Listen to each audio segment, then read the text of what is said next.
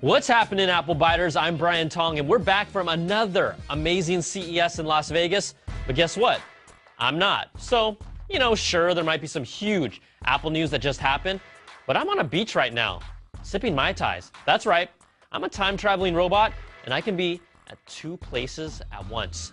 Now, instead of giving you guys no show at all, we asked you to ask us your burning questions. The Apple Byte crew. That's right, people like the lovable Charlie, or my super thoughtful and amazing producer, Jamie. And really, the happiest guy on our team, Jim. So let's get to your important questions first. Vignesh Shashidhar asks, do you know when we can expect to see a touchscreen on a Mac? I think eventually someday we will, but what needs to happen first is that OS X needs to take on even more iOS-like features. Now, I could see a touchscreen iMac that would be great for business displays and restaurants. Apple won't try to be just like Windows 8, and consumers really aren't asking for a touchscreen desktop yet, but we're getting there. Now, chances of this happening in 2013, I'm going to say not this year, but it wouldn't be a surprise if we possibly do. Now, Chris Wang asks, Apple is just not innovating as much anymore. Should I be worried? Well, Chris, Apple's really a more mature company now, and it's okay to have a solid year like they did in 2012. We just need to see something in 2013, and that thing is probably going to be the Apple TV or something for the living room. Now, Tim Cook pretty much said they're working on it, and 2013 will really be the year that they either stay ahead of the game or really lose their mojo. All right, Jerome Walker asks, iPad 3 or iPad mini? Jerome, here, I'd say either pony up for the iPad 4 or wait until the iPad mini Retina. That's probably a better way to spend your money if you ask me. Now, we also get some fun corrections from the Apple Biters, like this one from Chris Lampy about an episode a while back. He writes in with, despite Mr. Zarnak's claim that it would be possible to put Brian in a Kona bag and fly him on a unicorn to a rainbow sunrise, unicorns don't actually have wings. The following week, you used an image of Pegasus to illustrate a comment about tech unicorns.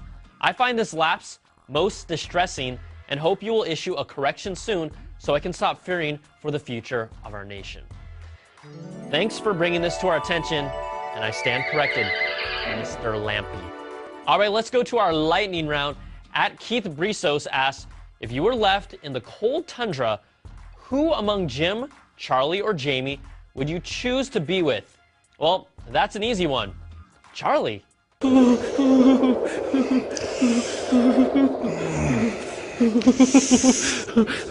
Now, at Techman asks, do you know how to speak Asian? Really, Techman? The answer is no, but I do know how to Taibo!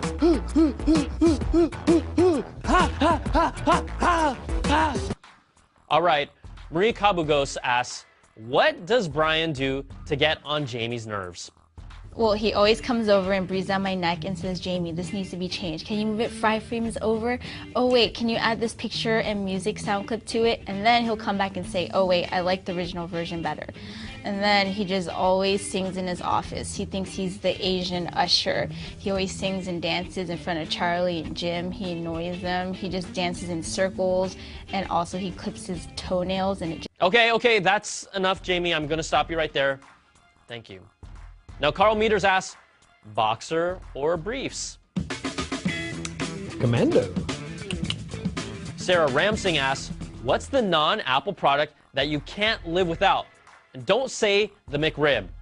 Well, I only have Apple products, but I also have my pet Twitter bird. Okay, little Tweety, it's time to fly, okay? It's time to fly. Fly! Oh. Now, John Taxon wants to know, is there any question more important than what's better, creamy or crunchy peanut butter? Creamy. And probably one of the cutest emails of the year. This email comes from Caitlin Comstock, who wrote an essay for her 3rd grade class, and here's part of it. My daddy has 3 favorite shows he likes to watch. My daddy's first favorite show is Apple Byte.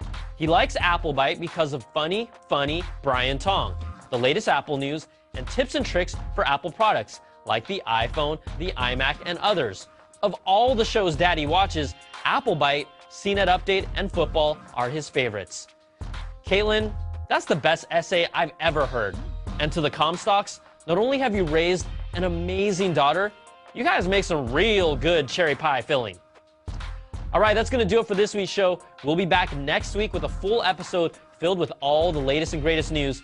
And before we go, I just really wanted to say on behalf of the team here at the Apple Byte, thank you so much for sticking with us, and we'll keep bringing it for you the best way we can. So keep sending those emails to the applebyte@cnet.com. I'm Brian Tong, and we'll see you guys next time for another Bite of the Apple.